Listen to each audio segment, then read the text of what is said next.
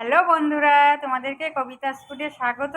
আজকে আমি কোনো রান্নার রেসিপি না, ঘরোয়া পদ্ধতিতে মাথায় দেওয়ার জন্য তেল বানিয়ে নিব।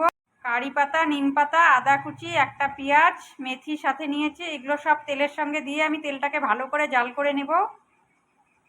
সব জিনিসগুলো দিয়ে দিয়েছি। আমি এখানে নারকেল তেল দিচ্ছি, তোমরা চাইলে এটা সরষের তেলেও করে নিতে পারো। আমি এগুলো ভালো করে কিছুক্ষণ ধরে এটাকে ভালো করে জাল করে নিব। আর এই তেলটা কিন্তু চুলে দিলে চুলেরও গ্রোথটা ভালো হয় আর চুল ওঠাও বন্ধ হয়ে যায়। ঘরোয়া তেল বাড়িতে এটা মাথায় দেওয়ার জন্য ঘরোয়া পদ্ধতিতে করে নিতে পারো।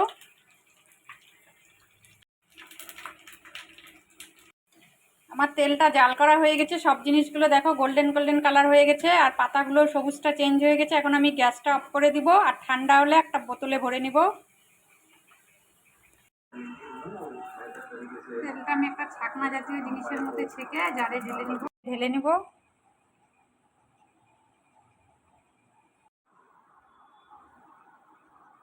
আমি তেলটা জারের মধ্যে ভরে নিয়েছি।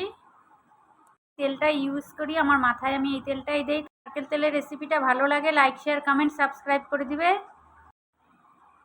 অবশ্যই তোমরা বাড়িতে একবার এটা ট্রাই করবে।